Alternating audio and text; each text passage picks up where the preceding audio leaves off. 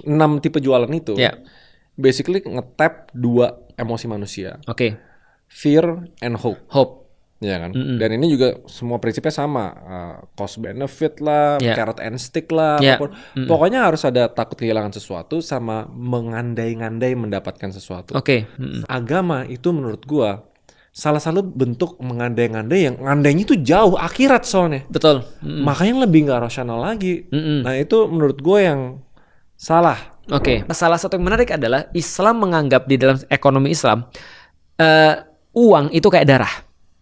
Jadi darah tuh nggak boleh ngendep di satu tempat karena nanti jadinya stroke, harus itu ngalir bagus, terus. karena itu rumusnya ekonomi juga, harus bergerak uang. Betul, harus bergerak. Uang nggak bergerak, walaupun uangnya sama nih semuanya di dalam satu negara, dan uang nggak bergerak nih, negara itu mati.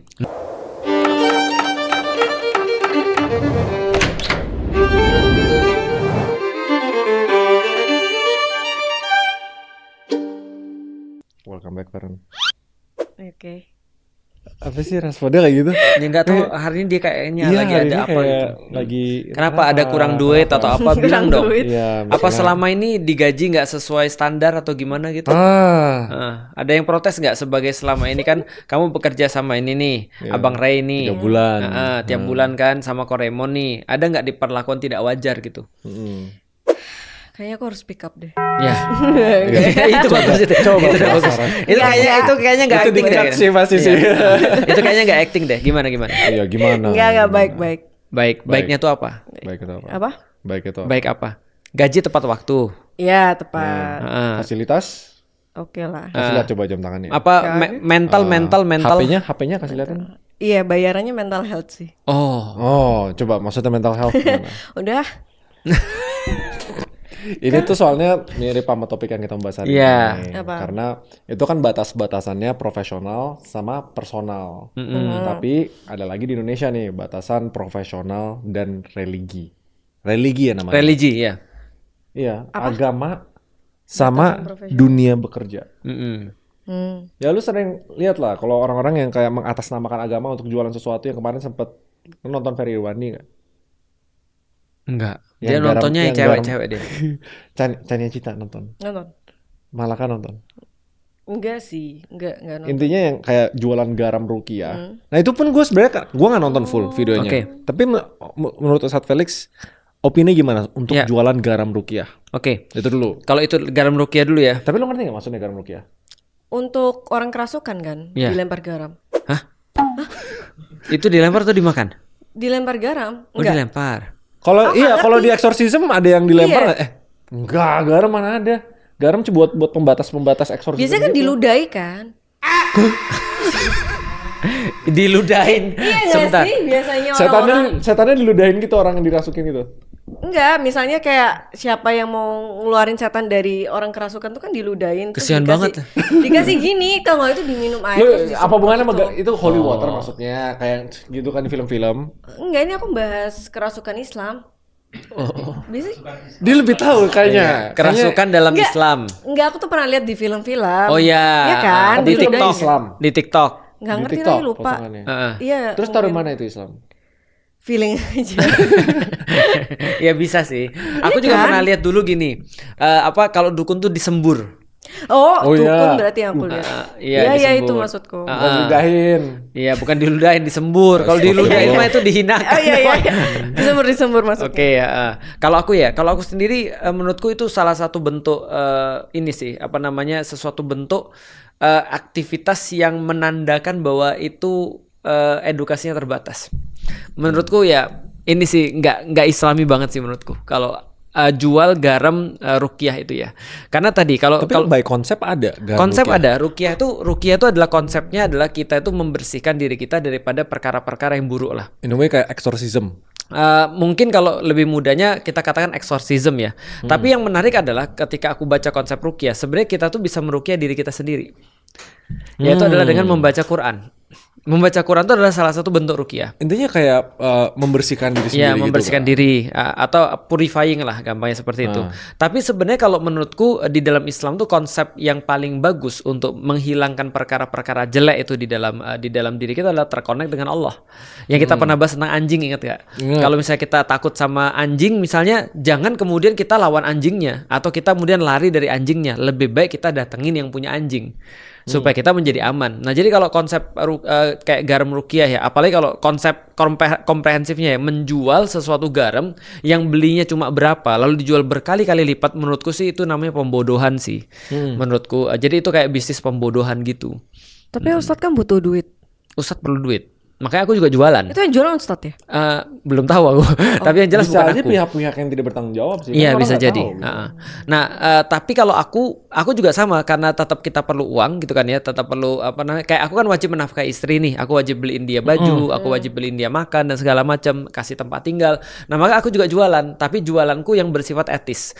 Nah, jadi yang kita bahas dalam kasus garam ruqyah ini memang ujung-ujungnya sampai pada batas etis sih. Etis tok. Etis toh. Ada nggak kayak ayatnya atau dosanya atau apa kalau misalnya ngelanggar etis itu? Yang ada di dalam Al-Quran itu adalah menjual ayat Allah dengan harga yang murah. Adanya justru kalau dijual dengan harga yang murah. Ya, Oke, jadi itu benar. misalnya contoh kayak itu kan konsekuensinya adalah dosa ya. Yaitu adalah dia menggunakan ayat Al-Quran tidak semestinya. Nah, bisa jadi juga kalau misalnya menggunakan agama lalu kemudian menjual agama dengan sesuatu yang tidak semestinya, sehingga misalnya contoh yang halal jadi haram ataupun yang haram jadi halal karena kepentingan tertentu. Nah, itu yang tidak boleh di dalam Islam. Itu yang dosa, haram. Menurut lu ide menarik nggak ini, ide bisnis nih? Pork belly halal. Menarik. Pork belly halal. Nah, Bisa ya? Pork nah, kalau ada yang misalnya contoh ya, ada yang menghalalkan, itu yang namanya dengan ulama-ulama yang menjual ayat-ayat Allah dengan harga yang itu. sedikit. Nah, gue kasih contoh. Tadi Yeah. kan kayaknya soalnya gue rasa dia agak kurang ngerti. blank. Cuma langsung kasih contoh. Pork belly halal. Itu kan nggak mungkin kan? Nggak mungkin itu nggak artinya mungkin. menjual Iya. ayat-ayatnya. Feren tau nggak apa yang lebih haram daripada babi? Bohong. Bukan. Apa? Babi yang mengandung. Anak babi. Karena itu babi mengandung babi. Tapi bukannya kalau hamil nggak mungkin dipotong babinya? Oh, ini jokes. Soalnya mengandung babi aja kan ada dosa. Ini babi mengandung babi. Jadi double Makanan haram. mengandung babi aja udah dosa. Ini babi mengandung babi. Tapi babi itu enak Ustadz. Memang, kan aku pernah makan. Oh Iya, gimana gue sih? juga pernah. Nah itu gue iya. dosa. Iya. Gue dosa. Oh iya, Ustadz tuh Kalau pernah aku makan nggak ya? dosa, karena aku Iya. kan belum muslim waktu itu. Tapi tahun berapa Gua udah makan muslim babi? lagi. Terakhir kali sebelum masuk Islam, terakhir kali 1999. Sekarang mah bumbunya beda Ustadz. Lo enggak lah, sama. Serius emang sekarang babinya kan? Oke, sekarang gue mau balik lagi ke topik nih. Iya. Kalau misalnya menjual bukan atas nama agama ya, Iya. tapi maksudnya industri agama. Oke. Contoh misalnya jual Al-Quran tapi dilapisi sama emas Iya. atau apa. Pokoknya industri agama aja. Oke, Batasnya industri agama tuh ya. di mana? Oke, pertama-tama aku mau bahas ini dulu biar semuanya biar enak ngerti ya, biar kita ada batasannya. Pertama gini, kita nggak usah bahas agama dulu, tapi kita lihat dulu apa yang kita jual sebenarnya dalam satu produk. Misal contoh ya, kalau kita lihat satu produk yang misalnya belum ada branding, belum ada apapun, yang dijual adalah produk itself. Maka mereka bilang adalah product is king atau content is king. Artinya produk itu sendirilah yang nanti kita jual yang membawa orang tuh akan balik lagi pada kita. Misal taruh lagi nih ya, zaman dulu ketika belum ada yang namanya ayam goreng bermerek tertentu misalnya. Kalau sekarang misalnya taruhlah fried chicken misalnya ya, belum ada merek tertentu. Ada ibu-ibu yang pintar masak ayam, lalu kemudian dia jual. Nah, maka yang dijual adalah produknya itu sendiri. Orang balik karena produknya enak.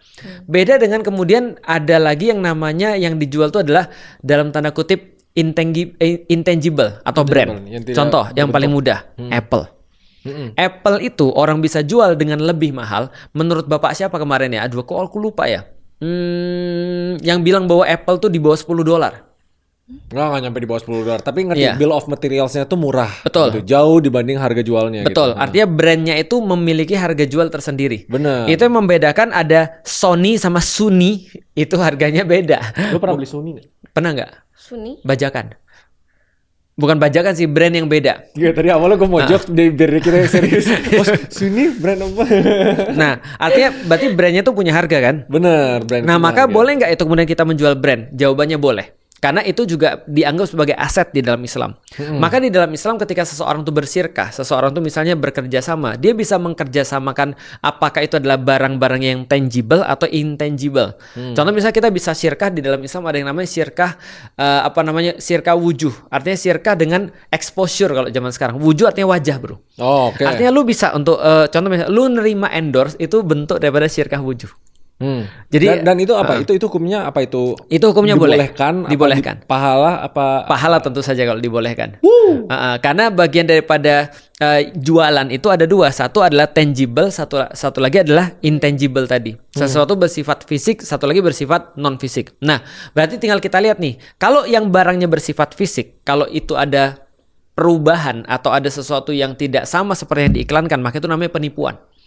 Dalam kasus penipuan ini berarti problem kan gitu kan ya, baik secara agama maupun tidak agama. Nah, tapi kalau yang intangible ini yang kadang-kadang dibahas terus oleh orang-orang. Contoh gampangnya ya, nggak usah kita bicara agama dulu lah. Lukisan Picasso. Padahal itu lukisan yang sama. Kalau dari segi barang kita bisa mendapatkan kepuasan yang sama dengan printer lukisan Picasso misalnya. Bener. Tapi kenapa lukisan Picasso itu lebih mahal misalnya? Atau lukisannya Leonardo da Vinci itu lebih mahal?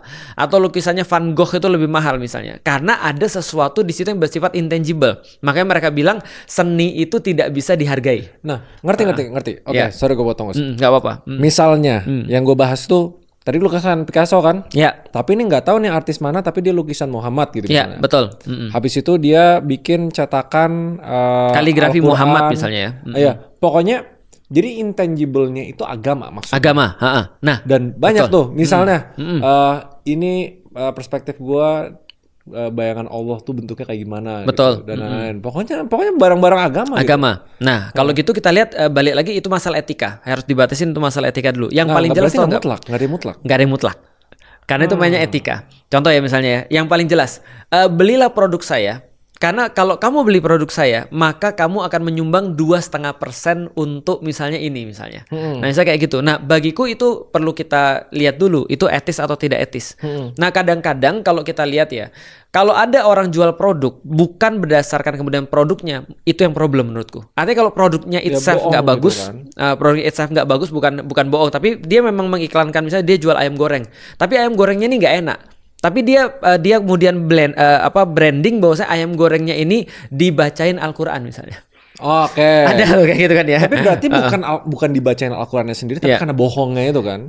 Bukan, walaupun dia nggak bohong nih. Misalnya ayam gorengnya memang dia jual ayam goreng, real ayam goreng, tapi kemudian dia bilang ayam goreng dibacain Quran dan memang benar-benar dibacain dibacain Quran. gitu kan. Taruhlah misalnya ya. Kalau air minum dibacain Quran misalnya. Itu sering oke. Sering kali ya. Nah, bagiku itu nggak etis. Air Zam-Zam ya? Air Zam-Zam bukan air Zam-Zam memang kalau beda Zam-Zam memang, produknya. ya, oke. Tapi kalau ada air ruqyah atau air dibacain Quran dan segala macam. Nah, bagiku itu kurang etis ketika kita mempromosikan itu karena nanti yang aku khawatir adalah ini ikutannya nanti orang ketika beli produk itu lalu orang komplain dengan produknya yang disalin adalah agamanya.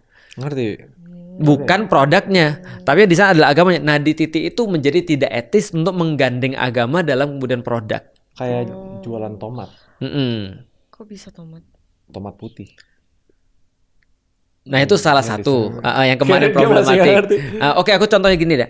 Aku jualan hijab misalnya. Aku jualan hijab. Aku nggak bisa, aku kasih tau dulu apa yang aku lakukan. Ketika aku kemudian jualan hijab, maka yang aku jual adalah apa? Kenyamanan, harga.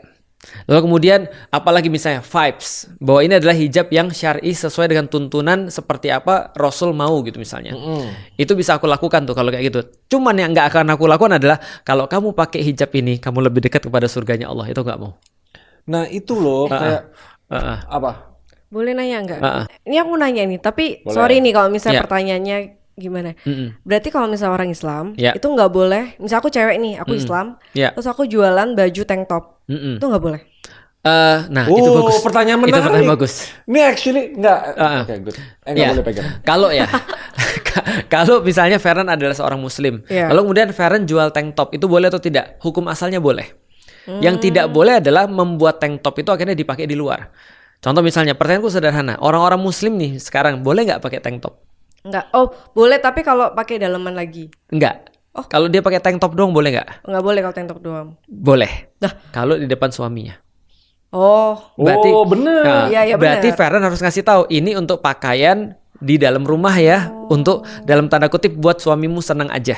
Karena ini out of context ya, tapi aku perlu kasih tahu. Kadang-kadang gagalnya orang-orang muslimah itu adalah ketika dia sudah nikah, dia merasa dia nggak perlu untuk dandan, dia nggak perlu untuk berpakaian fashionable, dia nggak perlu berpakaian dengan sesuatu yang membuat suaminya suka. Padahal contoh ya, kalau ada seorang muslimah, dia benar-benar fashionable ketika di luar, orang-orang ngeliatin dia dan bilang, bajumu bagus ya, dan itu cowok, bisa jadi dia dosa. Karena dia dikagumi oleh seorang laki-laki yang bukan suaminya kan gitu kan ya. Menarik perhatian. Jadi yang dosa yang akunya, misalnya aku dosa karena aku ditaksir cowok. Kalau Feren muslim, bukan ditaksir. Kalau Feren udah bersuami, lantas kemudian Feren kemudian berpakaian sesuatu sehingga itu mengundang kemudian mata laki-laki kepada Feren. Iya. Bentar. Kok bisa aku yang dosa? Feminismenya jadi muncul gini. nih. Itu Nggak, tapi kayak, tapi itu betul. Berarti aku harus ya udah jelek aja gitu keluar, nggak usah. Salah. Salah. Jadi gini. Actually bagus pertanyaannya. Actually bagus banget karena gini Feren. Kalau Feren nanti sudah muslim dan Feren terus kemudian udah pakai kerudung nih, udah pakai menutup aurat dengan baik dan laki-laki masih memperhatikan Feren, maka laki-lakinya yang bajigur. Oke, ini berarti konteksnya kalau misalnya aku berdosa, itu kalau misalnya aku pakaiannya terlalu mengundang. Mengundang, buka aurat sehingga udah kan mengundang. Mengundang pun itu tuh kan gray Selera. area. Betul. Iya, di luar kontrol kita kan. Ada yang sebenarnya. pakai hijab dan lain-lain, tadi kelihatan jempol dikit gitu misalnya. Iya, mengundang gimana tuh? Iya. Nah itu salah laki-lakinya. Jadi batasannya adalah pada syar'i atau tidak syar'inya. Jadi kalau dia sudah menutup aurat, dia sudah beres. Nah jadi batasannya itu aja sih. Berarti kalau misalnya aku nggak pakai kerudung nih, misalnya aku Islam ya, aku nggak pakai kerudung, terus aku pakai celana 3/4 gitu. Terus ada cowok yang tiba-tiba merasa aku ngundang dia gitu. Berarti aku yang dosa karena aku nggak pakai baju syariah. Kalau lu udah masuk muslim, harusnya aku hijaban dan pakai baju. Pertama gini, kalau dosa itu kan pasti kan kalau buka aurat kan berarti dosa kalau di dalam Islam ya. Tapi apakah mengundang atau tidak itu memang sesuatu yang bersifat selera. Karena gini contohnya, di dalam Islam tuh nanti ada lagi term namanya pakaian yang bersifat menarik. Syuhroh namanya. Menarik tuh menyelisihi kebiasaan. Nah, contoh misalnya kayak gini ya. Ada pembahasan gitu. Namanya tabarruj. Tabarruj artinya dia menjadi tower. Artinya dia tuh stand out dibandingkan yang lain. Contoh misalnya kalau semua orang pakai make up misalnya, maka ketika mereka jalan bareng-bareng itu nggak ada masalah. Tapi satunya make upnya glitter gitu misalnya. Nah, dia jadi perhatian. Nah, itu dia dosa karena pakai glitter-glitternya itu.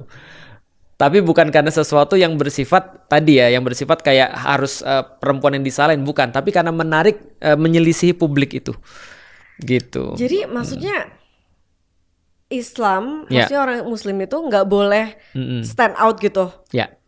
Serius. Serius. Jadi nggak boleh pakai. Misalnya aku mau beli hijab glitter semua satu hijab. Ini berlaku buat cewek. Berlaku buat cewek. Cowok juga. Cowok juga berlaku. Tapi nggak tidak boleh stand out.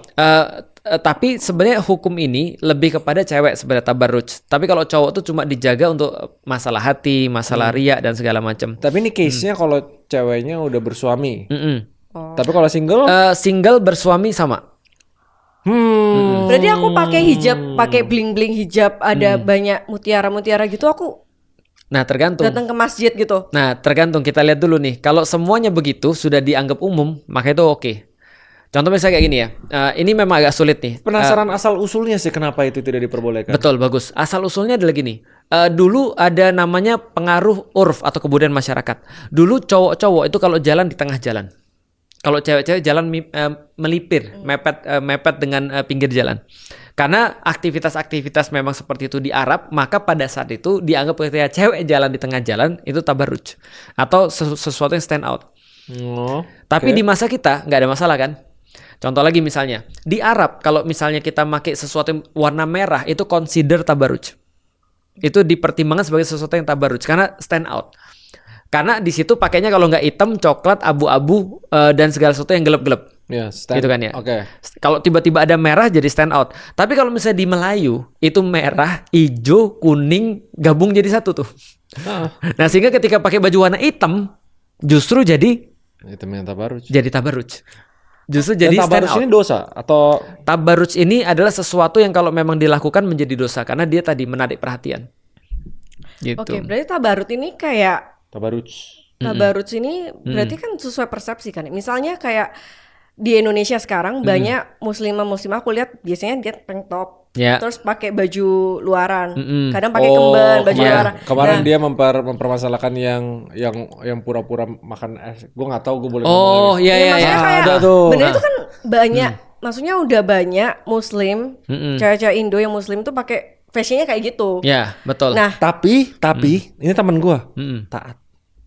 Nah, selain dari itu ya, sisanya baca. Maksudnya fashion tuh kan berkembang terus ya tiap tahun ya. Berarti kalau misalnya aku di tahun ini aku Muslim terus aku pakai kemben terus tapi pakai luaran hem gitu misalnya, normal. Nah, berarti ada yang lebih nggak penting. stand out kan? Ada yang lebih penting. Apa tuh? Kalau tahun ini aku Muslim. Nah, jadi sebenarnya kalau kita ngelihat semua tuh semua harus ada semacam kayak batasannya kan. Maka kalau sudah memenuhi batasan ini sebenarnya semuanya udah beres sebenarnya. Yaitu adalah contoh kayak ini ya. Batasan dalam Islam itu apa? Pertama, pakaian perempuan itu tidak transparan. Yang kedua, tidak tidak membentuk tubuhnya. Nggak press fit. Kan yang dibahas itu yang sih. Cewek itu press fit banget tuh. Betul. Dan yang lainnya ya kerudung dan jilbab. Nah, berarti contoh ya, mohon maaf ya, kalau ada yang pakai misalnya ngepres tuh misalnya sampai semuanya menonjol gitu misalnya. Ya laki-laki kan pasti suka tuh. Artinya itu kan normal bagi laki-laki suka kan. Kalau laki nggak suka kan malah nggak normal kan gitu kan ya. Oke. Gitu kan ya. Jadi selama itu terus kemudian sudah dipenuhi, maka sebenarnya semodesti apapun Islam tetap boleh. Makanya di sekarang kan ada banyak fashion designer yang Islami. Jadi dia buat pakaian semodest mungkin gitu kan ya, supaya bisa tetap ada code yang sudah nggak bisa diubah tapi tetap dibuat semodest mungkin. Nah, itu boleh, nggak ada masalah. Ya, berarti benar. Ya tetap press dan tetap nggak boleh walaupun perkembangan fashion gitu. Ya walaupun dia taat, even dia taat, artinya sebenarnya ya kadang-kadang orang kan ada semacam kayak double personality gitu ya, atau cognitive dissonance gitu kan ya. Sesuatu yang berbeda antara pemahaman dia dengan apa yang dia buat kan sebenarnya. Ya sama aja kayak ada orang bilang itu yang pelecehan seksual di pesan-pesan itu tuh gurunya loh gitu kan ya. Kok bisa kan, kita kan merasa aneh kan ya, guru malah predatorin anak-anaknya. Nah itu adalah salah satu yang kita bahas. Cuman kalau kita bahas balik lagi ya, kalau balik lagi ke bisnis tadi. Nah, aku nggak pernah ngejual bahwasanya ketika aku jual hijab, misalnya, kalau pakai hijab alila, kamu selangkah lebih dekat kepada surga. Nah, itu enggak tuh. Itu aku ngeri banget tuh, karena seolah-olah aku memanfaatkan agama untuk jualanku. Padahal yang aku lakukan ketika aku buat hijab alila adalah aku memanfaatkan bisnis untuk agamaku. Sekarang gue mau nanya nih, kan lu kan biasa bahas tentang bisnis kan ya? Yang lu pernah posting tentang ini loh. Kalau ada orang yang sudah tua jualah kesehatan. Kalau ada orang yang takut masa depan jualah apa itu waktu itu ya, janji segala macam ya. Nah, pertanyaanku gini sebenarnya. Jadi menurut contoh misalnya kayak lu sama Feren misalnya, yang sebenarnya dijual sama agama tuh apa sih sebenarnya? Mimpi. Jadi gue bilang lagi nih, 6 tipe jualan itu basically nge-tap 2 emosi manusia. Oke. Fear and hope. Ya kan, dan ini juga semua prinsipnya sama, cost benefit lah, carrot and stick lah, apapun. Pokoknya harus ada takut kehilangan sesuatu sama mengandai-ngandai mendapatkan sesuatu. Semakin mengandai-ngandai, semakin dia nggak rasional dalam membeli sesuatu. Contoh kalau cowok udah masukin perasaannya, factorin, jualan seks gitu misalnya, mengandai-ngandai dia, kayak kasih foto apa gitu-gituan. Kalau misalnya jualan kelas buat trading gitu misalnya.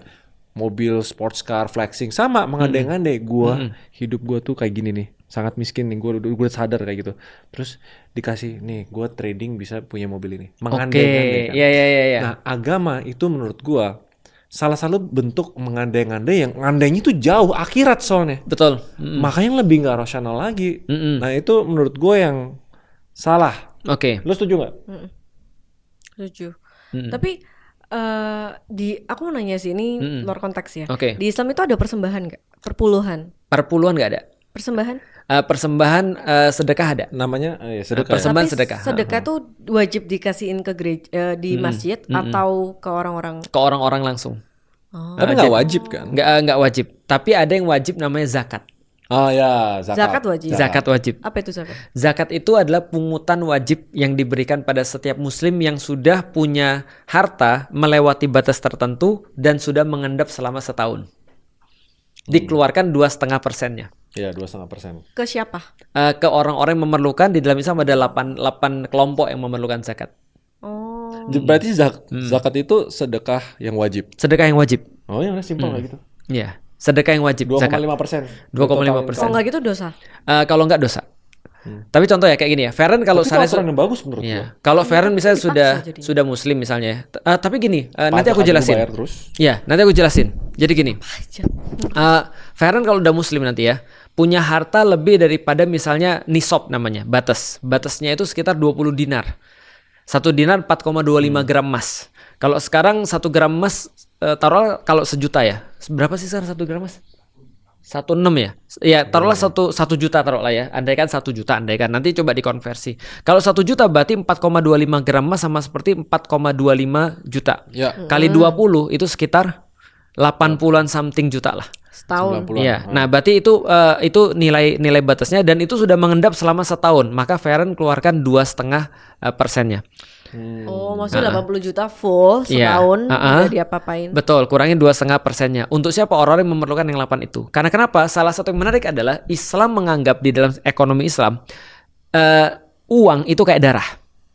Jadi darah tuh nggak boleh ngendep di satu tempat karena nanti jadinya stroke, harus ngalir terus. Karena itu rumusnya ekonomi juga, harus bergerak uang. Betul, harus bergerak. Pas uang nggak bergerak, walaupun uangnya sama nih semuanya di dalam satu negara, dan uang nggak bergerak nih, negara itu mati. Nah, tapi kayak gitu kan jadinya nggak ikhlas nggak sih? Nah, maksudnya? Betul. Mau ikhlas mau nggak ikhlas itu tetap harus ditarik. Gampangnya gini, itu adalah itu semacam kayak harga yang harus dibayar kalau kita mau numpuk uang.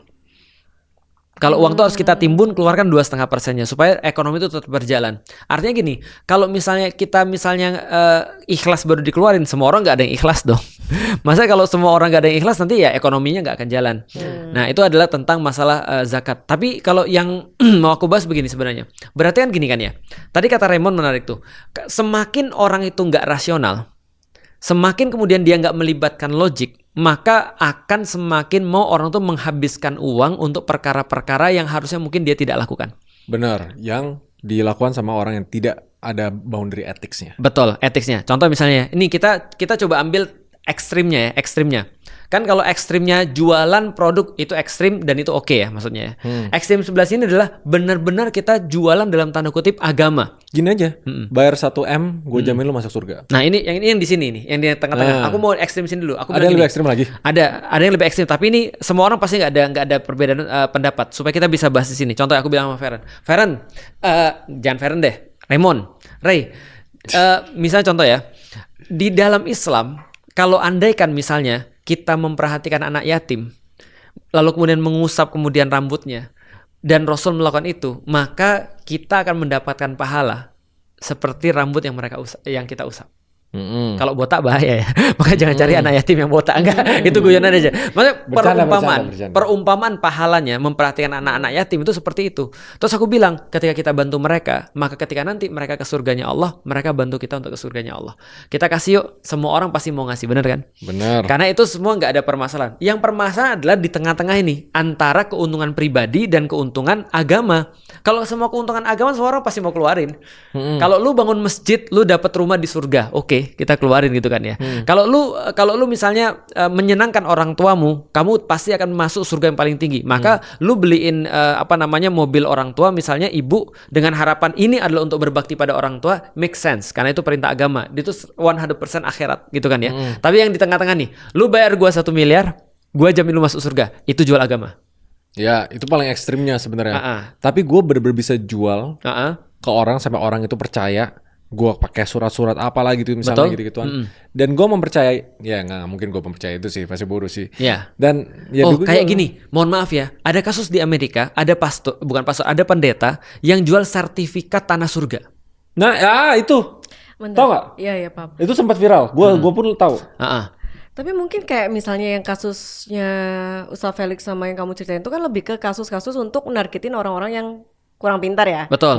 Ya kan? Ada nggak yang mungkin bisnis yang udah terjadi nih, tapi di menurut mata awam tuh sebenarnya normal-normal aja, dan bisa marketnya bisa luas gitu, nggak orang bodoh aja, tapi itu nggak halal. Judol. Kalau itu kan kategori ya kayak bisnis yang merugikan orang lain. Enggak sih, kayak misalnya gini, aku cerita di Kristen ya.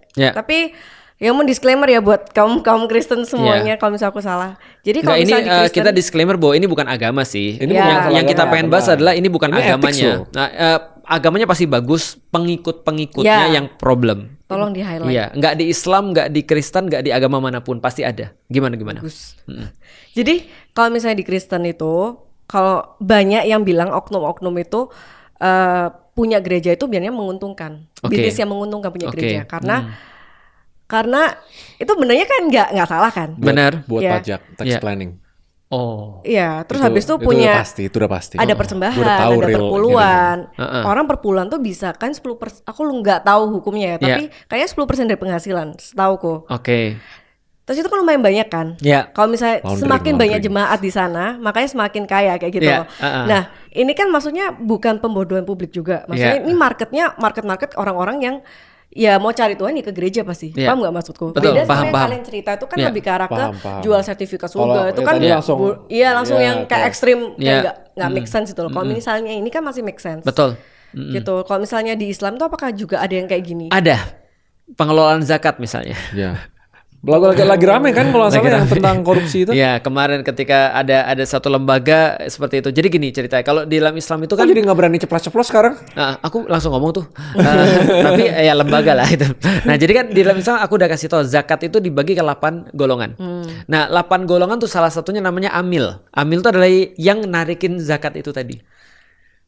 Nah, maka kemudian mereka berkeyakinan bahwa kalau misalnya aku dapat 100 juta misalnya, aku bisa dapat kalau aku dapat 8 juta, maka aku bisa dapat 1 juta untuk aku sebagai orang yang ngelola itu. 1 dari 8 1/8. Lumayan. Dia nggak kerja apa-apa tapi narikin zakat. Betul. Itu kerjaannya. Narikin zakat. Cuma narikin zakat. Iya, kan kerjaannya narikin zakat, bagi kepada yang berhak dan segala macam. Nah, menurutku itu memang ranahnya akhirnya etika. Karena problematikanya kenapa orang ngamuk-ngamuk ketika sama lembaga yang satu ini, ya kita sebut saja namanya lembaga ACT kemarin kan ya, salah satunya. Nah, itu karena gaji direkturnya bisa jadi berpuluh-puluh juta. Maka orang jadi mikir, gue sebenarnya bayar zakat gue ini untuk membiayai lu atau membiayain orang-orang yang harusnya aku biayain. Nah, makanya orang-orang akhirnya nyari sesuatu yang lebih trusty kan, lebih kepada dipercaya. Nah, itu yang maksudku ada di mana-mana. Karena bagaimanapun juga ya menurutku ya, manusia tuh pintar loh. Dia akan mencari segala macam cara untuk bisa menguntungkan diri dia.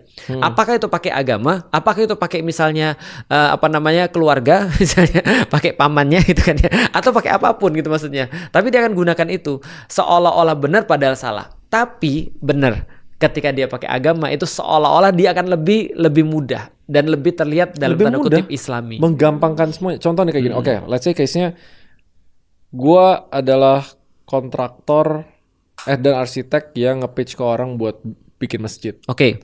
Ya kan? Anggaplah biasa kalau gue pegang project itu 10-15% lah total fee gitu misalnya. Tapi karena ini masjid, karena I spare no expense dan lain-lain gitu misalnya. Bikinlah, tapi dia ambil 50% gitu marginnya. Satu dia nggak ngomong, satu disembunyiin, satu dia jujur sama kliennya. Salah atau benar dan gimana cara itu, kalau itu kayak gimana? Nah, kalau itu balik lagi ethics. Nah, ethics lagi berarti ethics semuanya. lagi, hampir semuanya ethics. Contoh kayak gini misalnya. Tadi Raymond seorang arsitek misalnya. Ngambil berapa misalnya dari ketika aku pengen bro, aku mau bikin masjid dong misalnya. Lu ngambil berapa misalnya? Iya, ethicsnya misalnya kayak gini. Misalnya Farhan ini orang kaya banget nih. Oke. Udah saatnya bikin masjid. Ini biar ada rumah. Luar biasa di surga. Tenang, kalau sama gue biasa budgetnya nggak terlalu mahal kok. Terus Farhan bilang, spare no expense, 100 miliar. Oke. Ya kan. Udah agree, udah approve, jadilah masjidnya, tapi ternyata yang dipakai budgetnya cuma 50 M. 50-nya dia beli pribadi. Oke. Bener atau nggak salah? Nah, kalau itu balik lagi ya. Kalau itu termasuk kesepakatan dan Farhan sudah itu oke. Benar kan? Yang penting berkesepakatan dalam Yang penting berkesepakatan. Berarti semua tuh bermuara ke satu, cara jualannya. Benar, ethics. Nggak ada boundaries produk, nggak ada boundaries apa. Kalau yang penting jangan nipu. Nggak, oke. Kalau di luar tuh pernah ada, gue inget banget, figurin Tuhan Yesus, Tuhan Yesus, tapi satu dibikin pakai superhero apa, satu dibikin Transformers ya. Masalahnya Nabi Muhammad juga ada, figurin-figurin kayak gitu, dijual. Nah itu bisa masuk penistaan nggak? Itu penistaan. Karena diinin kan, di tanda kutip dijelekin. Gitu. Iya betul, itu penistaan. Kalau bagi dalam Islam itu penistaan jelas. Oke, kalau itu penistaan. Kalau di sana kita nggak tahu ya, karena mungkin agama kan punya batasan sendiri-sendiri ya. Tapi kalau di dalam Islam itu penistaan. Tapi kalau figurinnya ya sesuai dengan gambarannya gitu, tapi dijual gitu. Nggak boleh tetap, karena Nabi Muhammad tidak boleh digambarkan apalagi dibentuk. Oke. Gak ada yang tahu mukanya Nabi Muhammad. Nggak boleh. Jadi di dalam Islam menggambarkan Nabi Muhammad dalam bentuk gambar itu nggak boleh, 2D atau 3D. Tapi ada yang menggambarkan. Tujuannya banyak untuk mocking. Contoh misalnya kayak Jelan Posten itu pernah terjadi juga di situ. Terus Perancis juga pernah membuat, aku lupa. Aku lupa lagi di mana. Tapi di dalam Islam itu consider sebagai penistaan sebenarnya. Nah, tapi kalau misalnya tidak ada cacat di produk ataupun tidak ada penipuan di produk misalnya, lalu kemudian dia mau untuk jual lebih mahal, kayak kasusnya misalnya yang kemarin lu bahas kan tentang etika itu, lu bahas apa tuh yang teorinya tentang aku lupa ketika ini Raymond bahas tentang Dr. Richard. Ya, itu tentang masalah apa PR ya? Tentang masalah PR atau masalah belum. Kalau itu ethical marketing. Ethical marketing. Nah, ethical marketing tuh problemnya di situ. Kalau ada orang merasa overprice misalnya, kalau ada orang merasa bahwa ini adalah overclaim sehingga dia membayar harga yang lebih mahal harusnya dia bayar. Nah, ini problemnya adalah pada ethics tadi itu, bukan pada hukum. Karena secara hukum dia bisa aja kayak Apple berhasil untuk membranding bahwasanya memang produknya segitu gitu maksudnya. Tapi kalau misalnya kayak kasusnya Dr. Richard kan orang merasa itu kan overclaim. Sehingga mereka merasa ini overprice. Ketika mereka merasa overprice berarti mereka merasa tertipu kan gitu kan ya. Benar. Nah, berarti itu baru hukumnya cuma sampai sana doang. Iya, Persepsi nggak sih? persepsi. Iya. Berarti nggak dia Berarti nggak iya. Nah, balik lagi gue juga udah sampai berkali-kali Nih. ya apa agama, Al-Qur'an dan lain-lain berarti memang berdasarkan budaya. berdasarkan budaya. Berdasarkan gitu. anggapan budaya. Karena gini, budaya. agama memang memberikan aturan yang jelas pada beberapa hal ketika dalam bisnis, tapi tidak bisa melebihi itu. Karena kalau diatur lebih daripada itu juga problematis Atau gini akhirnya. ya, aturan nafkah deh. Aturan nafkah. Aturan mencari nafkah ada. Oke. Aturan mencari nafkah ada, asal jangan yang haram. Udah yang penting itu. Asal jangan yang ada haram, itu aja. Mengenai kemudian how to-nya, contoh kayak gini misalnya.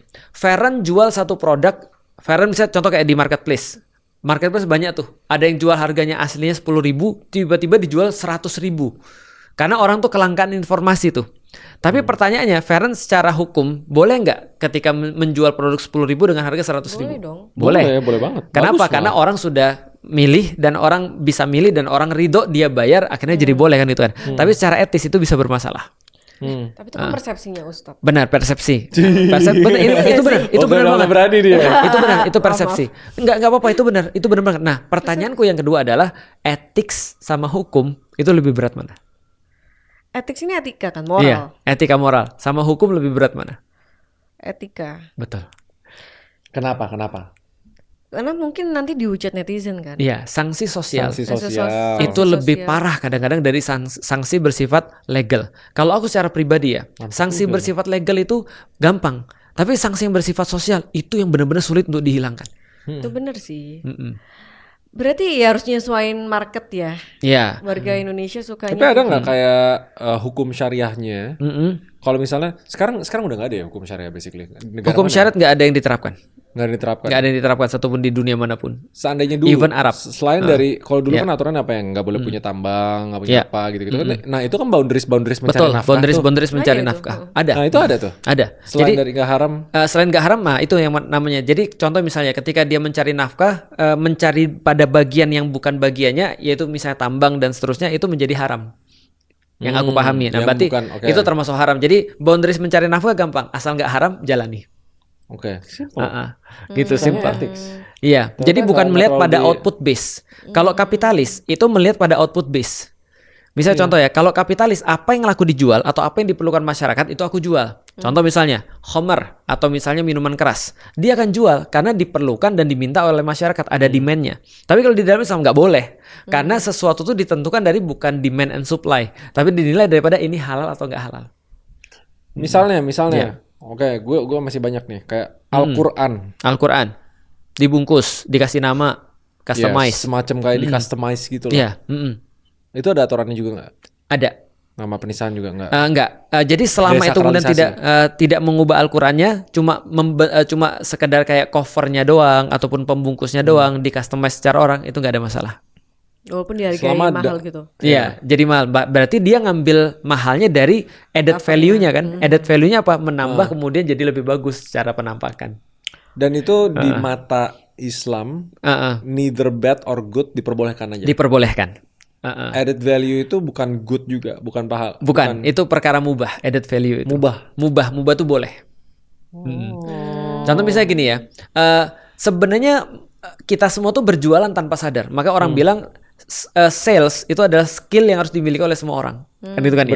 Benar. Pendakwah tuh sebenarnya seorang sales juga loh, walaupun dia nggak dapat duit kan itu kan ya. Contoh masjid-masjid itu juga sales juga sebenarnya, karena mereka berusaha untuk membuat jamaahnya datang kan, semakin banyak semakin bagus, tanpa memperhatikan apapun ya, duit dan segala nggak masuk perhatian. Contoh misalnya kayak gini, tempat-tempat sebelah belum punya AC, yuk kita buat AC, added value. Benar. Tempat-tempat sebelah sound systemnya nggak standar, yuk kita standarnya Bose misalnya. Nah itu added value tuh. Jadi added value di dalam Islam mubah. Tapi ketika ditujukan untuk agama, balik lagi kan, yang mubah ditujukan untuk ya kebaikan, jadinya dapat pahala. Sebenarnya gue agak kecewanya gini ya. Gue kira bakal ada hukuman yang berat atau sepadan untuk orang-orang yang menyalahgunakan agama walaupun di boundaries ethics. Berarti nggak ada hukumannya? Menurutku sanksi sosial itu udah sangat berat sekali sih. Contohnya misalnya ya, mohon maaf nih. Tapi kalau ini khusus aku nggak sebut nama nih, karena aku khawatir kalau sebut nama. Supaya orang dapat aja ideasnya. Lu sadar nggak sih ada banyak sekali pendakwah di Indonesia yang di-cancel oleh masyarakat? Siapa tuh contohnya? Bagus, mancing. Gua bisikin aja ya. Inisial, spill.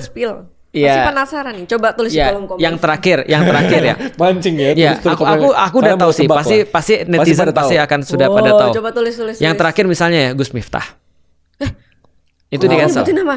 Ya nggak apa-apa. Itu viral kan? Itu viral. Semua orang tahu. Tapi banyak juga yang aku yakin juga. Bulan ST itu. Iya, itu di cancel tuh. Jadi artinya apapun yang dia lakukan jadi nggak worth gitu maksudnya. Meskipun mungkin setelah itu dia akan melakukan sesuatu yang benar, tapi dia masih dalam keadaan di cancel nih oleh orang. Nah menurutku itu adalah sanksi yang lebih parah daripada sanksi hukum. Contoh misalnya gini ya. Sanksi akhiratnya nggak ada. Nah, sanksi akhirat tuh nggak lebih parah daripada sanksi sosial loh menurutku Ray. Contoh ya misalnya, contoh begini ya. Contoh, puasa wajib kan? Menurut lu nih, kalau gua sekarang nih, gua buka puasa dengan terang-terangan, gua nggak puasa nih, gua sanksi akhiratnya apa? Ya itu, pokoknya udah pahala apa dulu pokoknya pahalanya hilang, aku dianggap dosa, dan tapi tetap aku bisa memperbaiki dengan cara apa? Kata Allah, kalau bagi orang yang berbuka puasa terang-terangan dan tidak ada sama sekali alasan yang diperbolehkan, maka dia harus mengganti satu dengan membebaskan budak. Membebaskan apa? Budak zaman dulu ada kan, bebasin budak. Kalau sekarang nggak ada, berarti harus puasa 2 bulan berturut-turut sebagai ganti 1 hari dia nggak puasa. Jadi kalau lu batal nih dan lu nggak ada alasan, di dalam Islam hukuman akhiratnya ini harus diganti dengan 2 bulan puasa berturut-turut. Kalau nggak bisa juga baru kasih makan 60 orang miskin. 60. Jadi separah-parah. Gampang dong. Nah yang terakhir gampang, tapi lu harus 1 dan 2 dulu. Tapi ngelawatin 1, 2 dulu. Iya, tapi kalau lo nggak bisa 1 dan 2 baru yang ketiga. Nah ini ada cerita, ini mungkin out of context ya. Nanti biar kita bahas tentang hukuman dunia dan hukuman akhirat, atau hukuman akhirat dan hukuman ethics. Contoh ya, ada satu orang di zaman Nabi di bulan puasa dia batal. Tahu nggak batalnya ngapain? Dia kuat nggak makan nggak minum, dia nggak kuat sama istrinya. Dia apa ya? Iya dia sama istrinya. Bukan dipukul. Bisa jadi dipukul. Aku harus ngomong masa. Iya itulah. Bisa jadi dipukul. Itu. Paham. Baru mereka yang bikin kalian sadar ya. Emang gak boleh kayak gitu? Gak boleh. Makan aja gak boleh. Kan menahan nafsu. Iya. Istri sendiri. Apalagi istri orang. Jadi gini, di bulan puasa tuh kita jadi mundur ke belakang oke. Di bulan puasa tuh kata Rasul menahan dari 2, dari keinginan mulut dan keinginan kemaluan. Jadi tetap nggak boleh walaupun halal. Ya makanan juga halal. Bakso gue beli sendiri, tapi gue nggak makan. Iya, nah setelah terus kemudian dia sama istrinya kejadian lah tuh dia lapor pada Rasulullah. Ini orang lapor pada Rasul bilang apa? Ya udah bebaskan budak. Dia bilang ya Rasulullah jangankan bebaskan budak, saya aja belum bisa apa-apa nih, nggak punya apa-apa. Ya udah puasa 2 bulan berturut-turut. Dia bilang ini ya Rasulullah 1 bulan Ramadan yang nggak sanggup saya, mau 2 bulan berturut-turut, mau berapa kali batal nanti saya. Rasul ketawa, dalam hati kita ini orang udahlah miskin gitu kan ya, nafsuan gitu kan ya. Akhirnya Rasul bilang ya udah kasih makan ke orang-orang 60 orang. Tahu gak dia bilang apa lagi? Kasih makan ke siapa? Ke orang-orang miskin di antara kamu. di kampungmu. Dia bilang gini, ya Rasulullah, setahu saya nggak ada yang lebih miskin daripada saya di kampung saya. Rasul ketawa lagi, lalu Rasul bilang gini, nih ambil kurma kasih makan kepada keluargamu sama orang-orang yang nempul yang lain. Kasih sama Rasul nih. Kasih sama Rasul. Oh, baik banget. Nah artinya coba lihat ya, hukuman akhirat itu senantiasa bisa diperbaiki sebenarnya untuk dengan taubat. Tapi hukuman sosial bro, andai kan ya, gua mokel nih, buka puasa nih, gua nggak puasa dan gua video di depan umum. Ya, Ini Felicia nih viralin. lihat nih ya, ini siang-siang nih, ini semua saksi terus gua makan.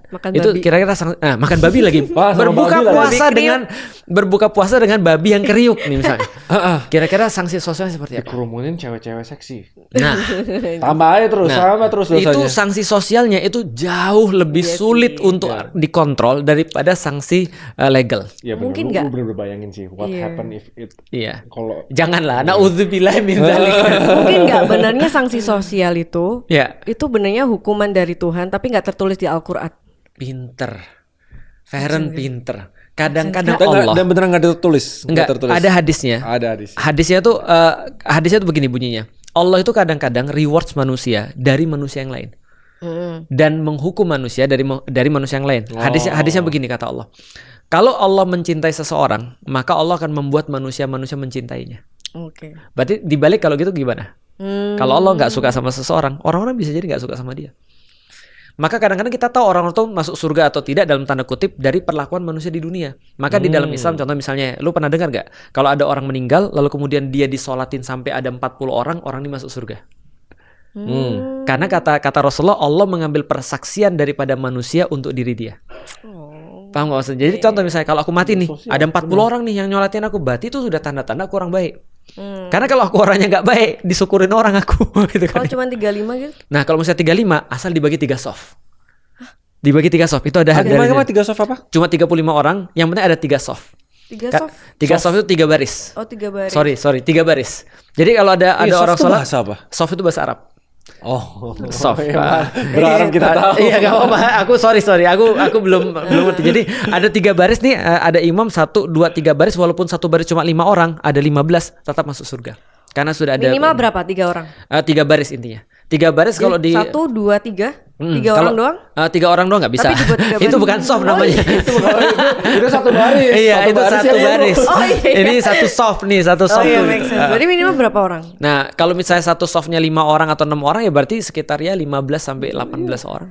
Minimal oke lah. Ya oke lah, bisa kan? Duh, tapi kalau misalnya Iya. kita ngasih tau Nah, temen balik kita, lagi sebenarnya apa berarti benefitnya banyak sebagai content creator zaman sekarang. Gampang ngumpulin orang ya. Tapi tidak juga. Karena content creator itu pisau bermata ganda. Oh, Ingat itu loh. benar, banyak yang nggak suka juga. Di dalam Islam juga dikatakan semakin kamu punya sesuatu yang mencapai Allah lebih cepat, semakin juga kamu bisa jatuh di hadapan Allah. Nah, semua tuh adil ya hukum. Jadi equals. Jadi seseorang yang punya power untuk bisa membuat pada kebaikan, maka dia punya power juga untuk berbuat pada keburukan. Dan itu equals. Makanya ingat ya, di dalam Al-Quran contoh ya. Ada satu cerita di mana Yesus ketika itu punya pengikut-pengikut.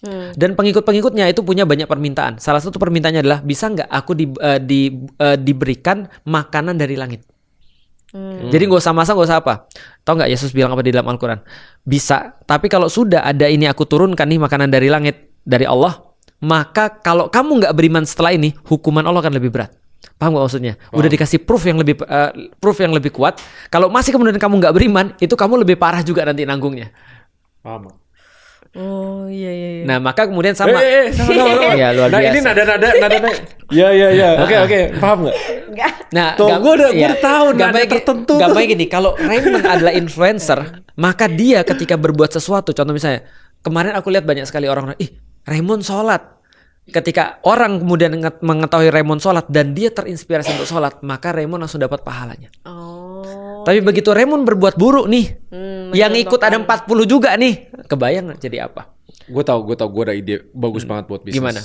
Tapi nggak tahu ini etis atau enggak. Ya, How to Win Friends and Influence People itu buku yang ngubah hidup Dale gua. Carnegie. Dia kan ada digital version kan. Ya, Kayaknya butuh Islam digital version deh. bagus. Itu yang kita pikirin sekarang. Kenapa? Karena zaman sekarang kita nggak bisa win cuma dengan dalam tanda kutip ya Islam versi biasa. Bukan Islam versi biasa sih, tapi ajaran Islam yang kayak biasa. Soalnya kan banyak ajaran hadis gitu yang perlu Elaborate. di-elaborate Ya. gitu. Ya. Di-elaborate Ya. karena kita tinggal di zaman yang 20 tahun terakhir tuh beda banget dibanding ratusan tahun, ribuan tahun gitu. Dan itu kita lagi mau bikin kalau lu mau ikut nanti. Jadi yuk ngaji lagi bikin. Jadi kita tuh mikir gini. Sampai aku mati, aku nggak akan pernah untuk bisa menjangkau seluruh orang muslim di Indonesia, yet di dunia, gitu kan ya. Artinya gini, setiap kali aku ngisi, tau nggak, ada 1.000 orang datang. Bisa menurut gue bisa. Sulit banget kalau cuma normal. Tapi menurut contohnya aku datang ke, maksudnya kalau nggak ada digital, ya harus di upgrade. Jadi setiap kali aku datang 1.000 orang, siapa di sini yang perlu pertama kali ketemu aku? Semua orang 80% jawab. Angkat tangan. Datang lagi, siapa baru ketemu aku? Jawab lagi. 10 tahun aku kesana lagi, 80% lagi jawab yang sama. Kita kayak menggarami lautan. Benar. Nggak ngaruh, tapi harus ada upscaling. Nah, kalau dengan caraku yang sekarang, ini nggak bisa upscaling. Nah, kalau mau untuk upscale, kita harus lewat digital. Benar. Tapi lebih ke pedomannya sih. Lebih ke kayak gini. Aduh, susah ya. Islam tuh nggak ada kayak modernisasi pemahaman. Misalnya Al-Quran, hadis nih, sama. Tapi ini ada layer digital. Oh, maksudnya kalau dia ngomong ini, kalau di digital, this is how you bertingkah di sosial media. Cara apa? Gitu. Ada. Di dalam Islam dulu, ulama-ulama udah bikin. Cuma kita nggak nerusin. Akhirnya kita cuma stuck pada pemahaman mereka di masa lalu.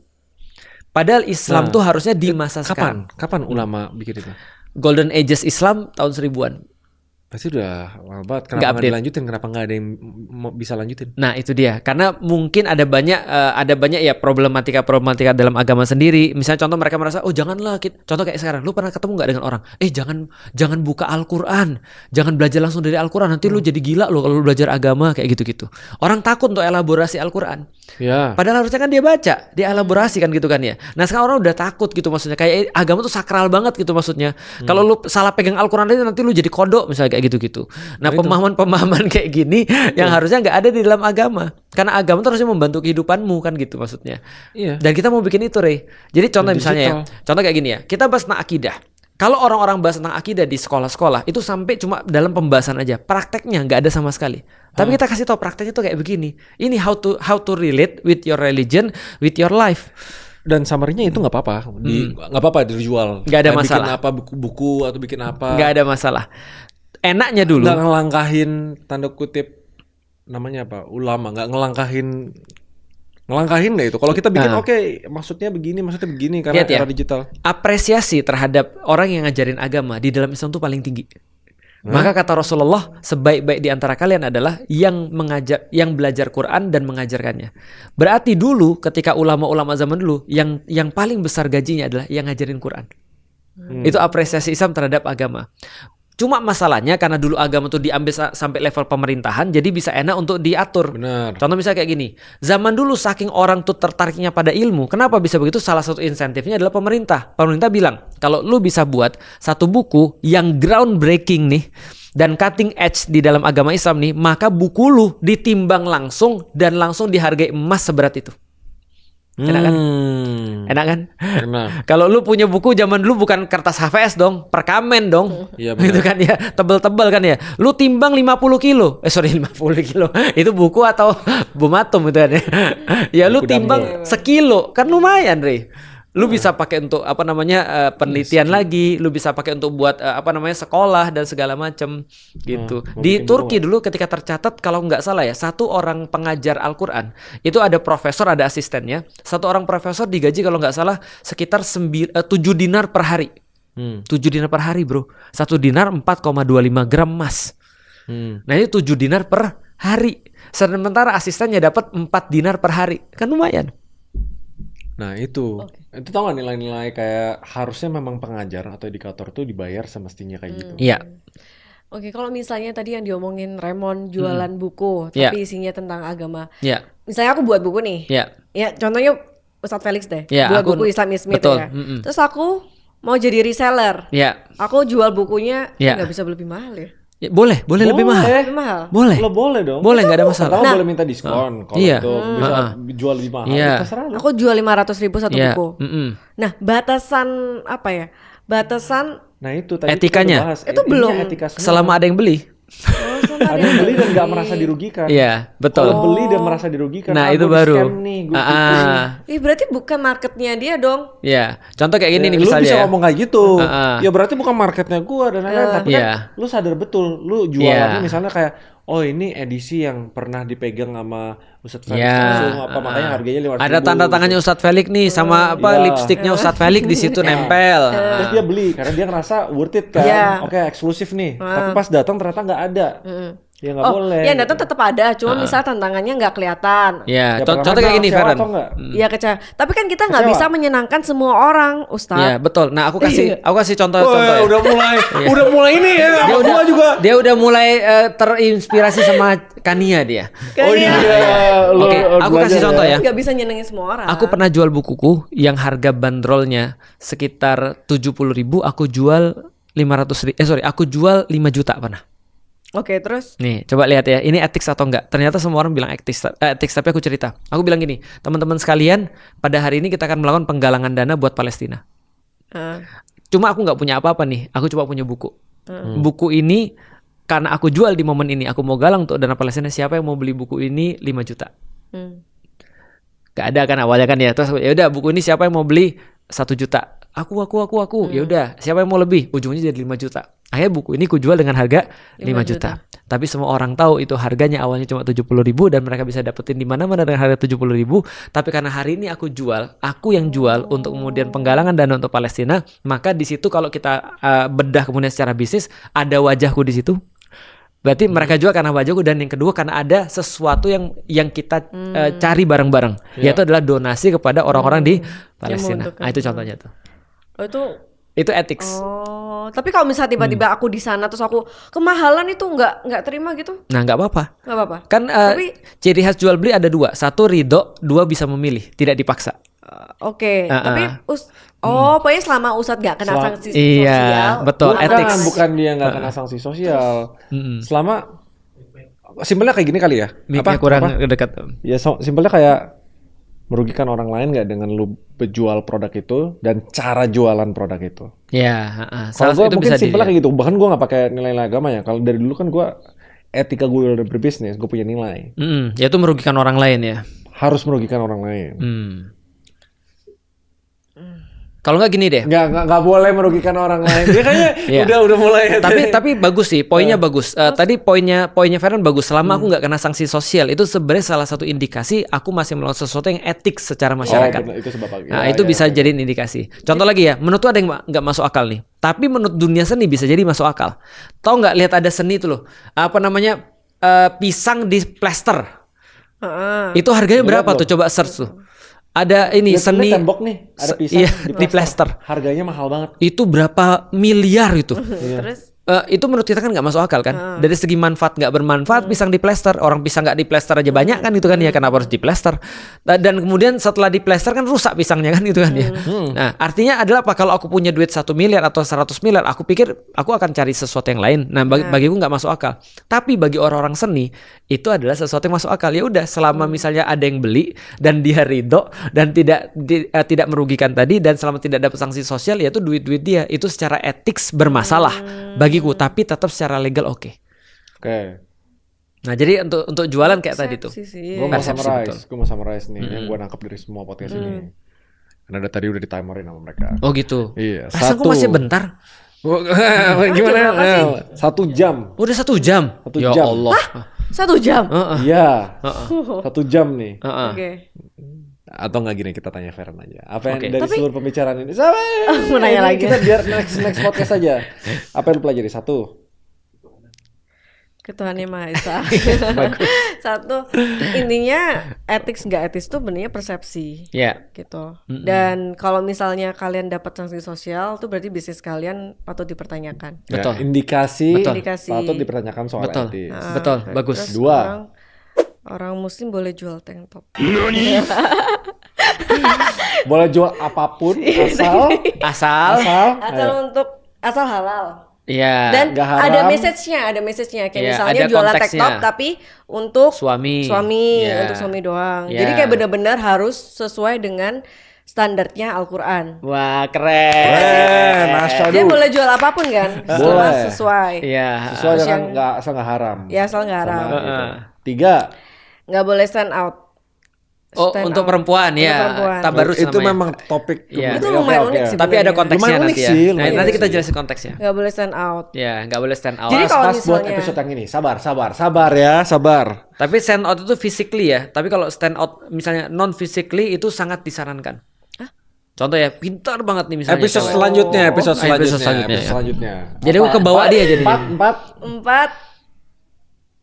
Udah, itu semua. 4 jadi masyarakat jangan bodoh-bodoh supaya nggak beli air garam Rukiah. Bagus.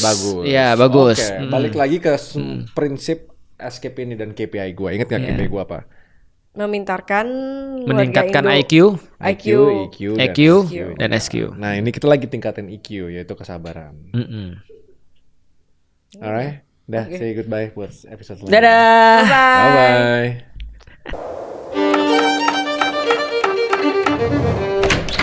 Bye-bye.